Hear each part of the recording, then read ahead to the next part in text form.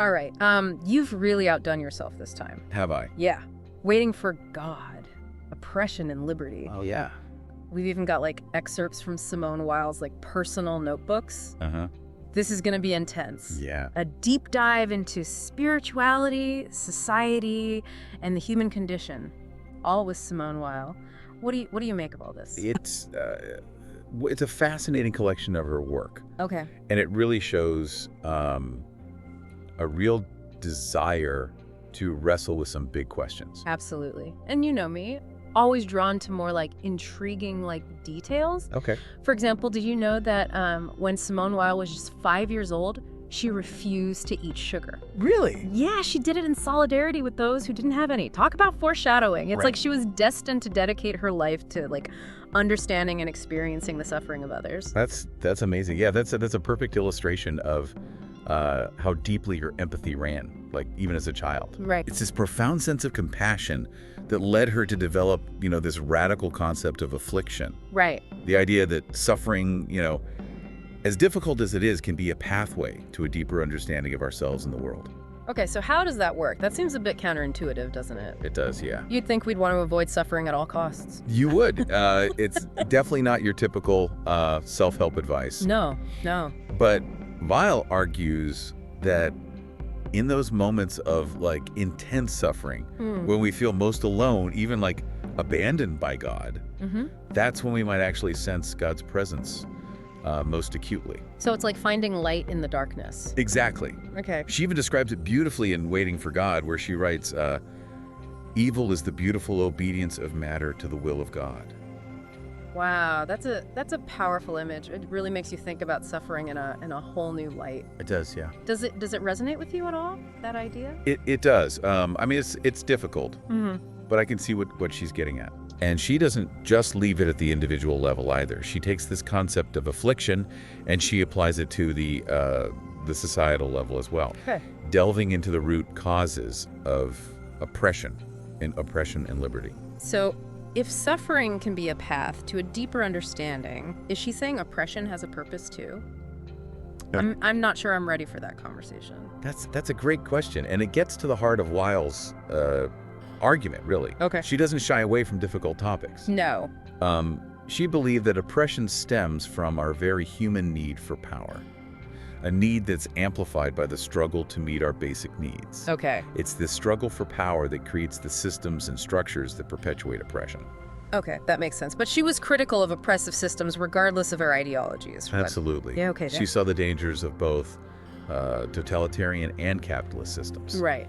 For example, she was deeply critical of both Nazi Germany and the Soviet Union. She saw them both as examples of what she called the tyranny of necessity. Okay. Where the state prioritizes its own power over the well-being of its people.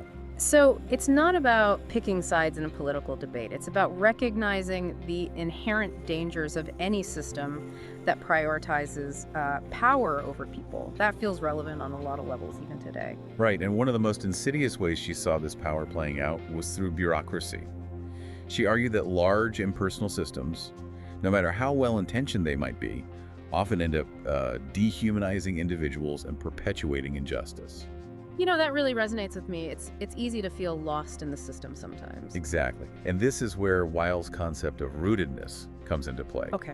In the need for roots. She argues that we need to feel a sense of connection to our communities, our history, and our traditions to counterbalance the alienating effects of modern society. So it's not just about dismantling oppressive systems, it's about creating something better in their place, something that fosters a sense of belonging and purpose. Precisely, and that's why she was so skeptical of unlimited technological progress. Wait, so is she saying technology is bad? Because I might have to argue with her on that one. Oh no, it's not that simple. Okay. She recognized the potential benefits of technology, Oh.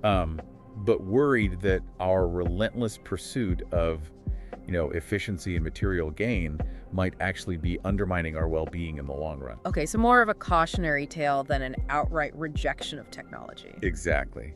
She believed that true progress should liberate us from toil and create a more just and equitable society, not just make us more efficient cogs in the machine. Now that is a point I can get behind. Yeah. It makes you wonder if our current obsession with automation and AI might be leading us down a dangerous path. It's not hard to imagine those technologies being used to further concentrate power and control.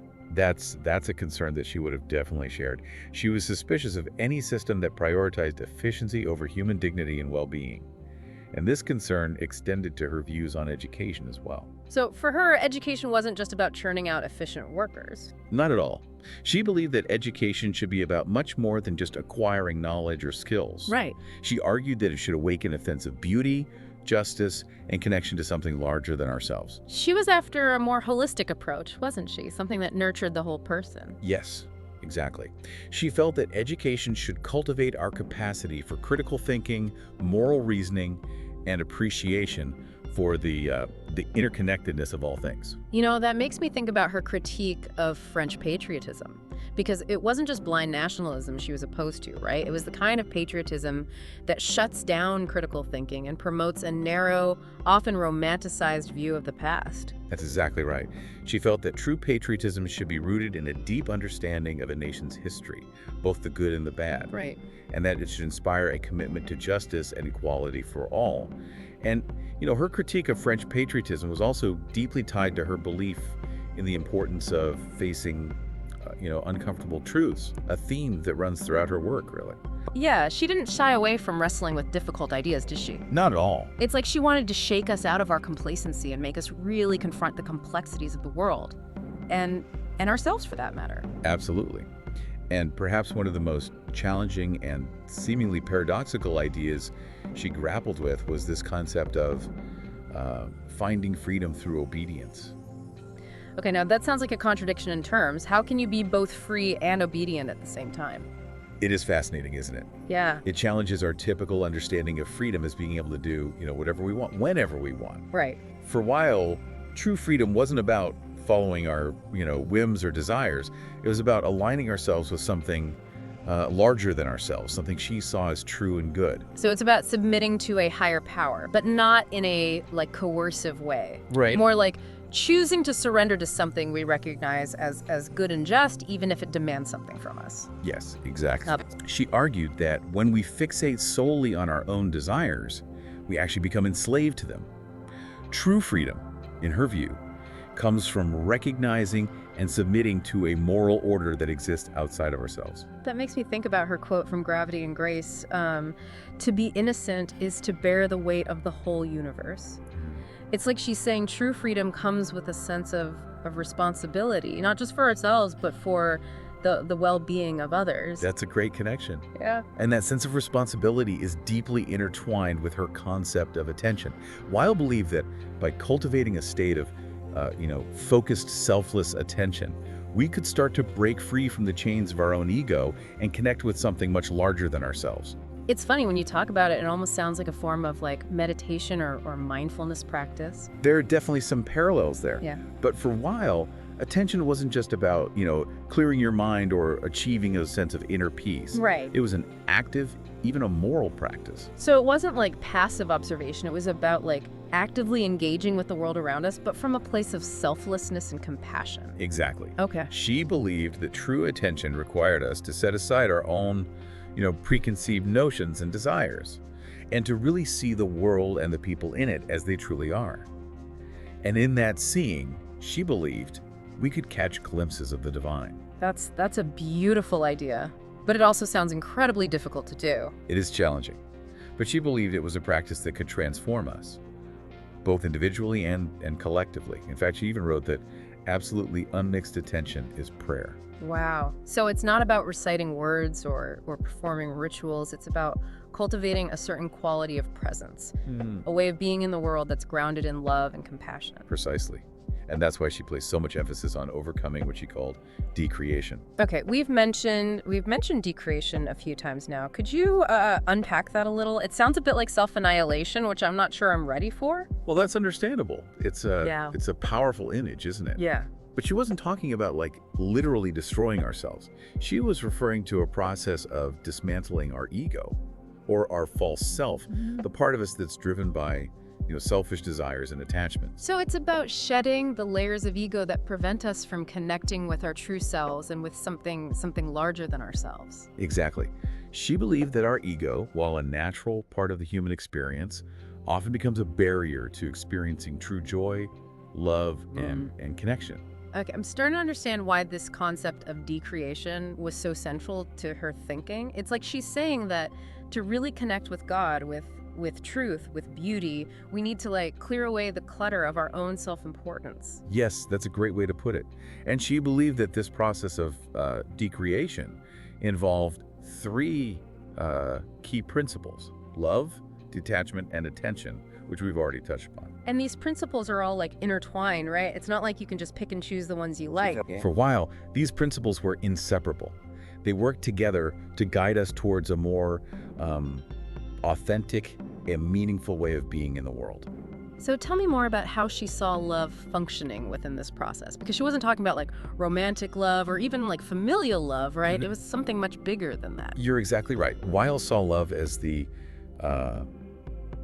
driving force of the universe, kind of gravitational pull that draws us towards truth and goodness. Okay.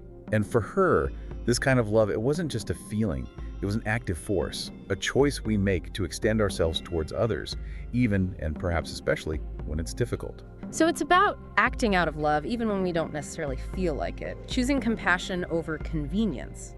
That's a tall order. It is. And that's where the principle of detachment comes in. Okay, I think I'm starting to see how these pieces fit together. But I'm still a little fuzzy on what she meant by detachment, because it's not about becoming indifferent to the world, right? That's a really important distinction. Yeah. Weil's understanding of detachment was about letting go of our attachment to our own desires, our own ego-driven needs, so that we could be truly present to the needs of others. It's about loosening the grip of our own ego so that we can open ourselves up to something much larger than ourselves. Right. I can see how that would be essential for cultivating the kind of radical love she's talking about. Yes, and it's this interplay of love, detachment, and attention that formed the core of what she called the supernatural physics of the soul. Okay, I have to admit, the phrase supernatural physics always throws me off a bit. Yeah. It sounds like something out of a science fiction novel. I know, it's a bit of a head scratcher at first. Yeah. But it starts to make more sense when you understand how she viewed the soul. She didn't see it as some, vague, ethereal concept, Right. but as a real entity with its own laws and principles, just like the physical world. So she's suggesting that just as there are laws that govern the physical universe, there are also laws that govern our spiritual growth and evolution. Exactly. And that these laws, while unseen, are just as real and influential as the law of gravity. Exactly. And just as we can study the laws of physics to understand how the material world works, she believed we could also study the, quote, laws of the soul to understand how to achieve spiritual transformation. That's fascinating. So how do we access these laws of the soul? What's the entry point? Well, for Weil, the entry point was through this process of decreation that we've been discussing, which she saw as a kind of undoing of ourselves. Right. It's about recognizing and dismantling the parts of ourselves that keep us separate from truth, from love, from God. It's like we need to break down the walls we've built around ourselves to let the light in. That's a beautiful way to put it. And she believed that this process of decreation wasn't a one-time event, but an ongoing journey. Yeah. A constant striving to align ourselves with a higher order. It's a process of becoming, not arriving.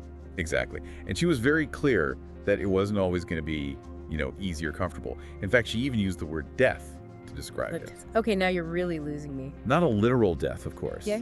but a kind of ego death. Okay. A surrendering of our own will to something much larger than ourselves. Yeah. She saw it as a painful but necessary step in our spiritual evolution. So it's about letting go of the illusion of control, the belief that we're the center of the universe. That's a pretty radical idea. It is radical. Right. But she believed that it was only through this process of surrendering our ego that we could truly connect with the divine, with what she called grace. Okay, I think I'm starting to grasp the enormity of what she's proposing here. But I have to ask, what's the point? Why go through all this struggle and pain? What's the ultimate goal? Well, for Weil, the goal wasn't just personal salvation or enlightenment. She saw this inner transformation as deeply intertwined with social transformation. So it's not about escaping from the world, but about, like, changing it. Exactly. She believed that the more we engage in this process of, decreation, of shedding our ego and embracing love, detachment, and attention, Right. the more we contribute to creating a more just and compassionate world. It's like that Gandhi quote, be the change you wish to see in the world. Mm-hmm. She was saying something similar, wasn't she? Yes, absolutely. She saw a direct link between our inner lives and the state of the world. She believed that every act of love, every attempt to see the world through the eyes of another, every moment of selfless attention creates kind of a ripple effect that extends far beyond ourselves. That's a powerful image. But it also feels like a big responsibility. It's easy to feel overwhelmed by the state of the world, like our individual actions don't really matter. I think that's something a lot of us struggle with, yeah. Yeah. But Weil believed that even small acts of love and compassion can have a profound impact, especially when they're rooted in this deep understanding of interconnectedness. So it's not about trying to single-handedly solve all the world's problems, but about approaching, like, each interaction, each moment with a certain, like, quality of attention and intention. Exactly. Mm-hmm. She believed that by changing ourselves, we could, in however small a way, contribute to changing the world. It's a message of, like, both challenge and hope. Yeah. Challenging because it asks a lot of us. It does. But hopeful because it suggests that a better world is possible, even if it starts with each of us individually. You've really captured the essence of her thinking there. Have I? Yeah. She wasn't afraid to confront the harsh realities of human existence. Yeah. But she never lost sight of the possibility for redemption, for transformation, for love. When I look at the state of the world today, with all its division and conflict, Yeah. her ideas feel like more relevant than ever. I completely agree. In a world that often feels, increasingly fragmented and dehumanizing, her call for a more radical spirituality grounded in love, truth, and a deep connection to something larger than ourselves feels incredibly timely. It's definitely given me a lot to think about. Great. And maybe that's the mark of a truly great thinker. Mm-hmm. To leave you with more questions than answers. To spark a fire in your mind that keeps burning long after you've finished, reading their words. I couldn't have said it better myself. Yeah. Simone Weil's work has a way of staying with you, challenging you, and ultimately inspiring you to live a more thoughtful, compassionate, and engaged life. Well, on that note, I think it's time to wrap up our deep dive into the extraordinary mind of Simone Weil. It's been a privilege to explore her ideas with you. Likewise, yeah.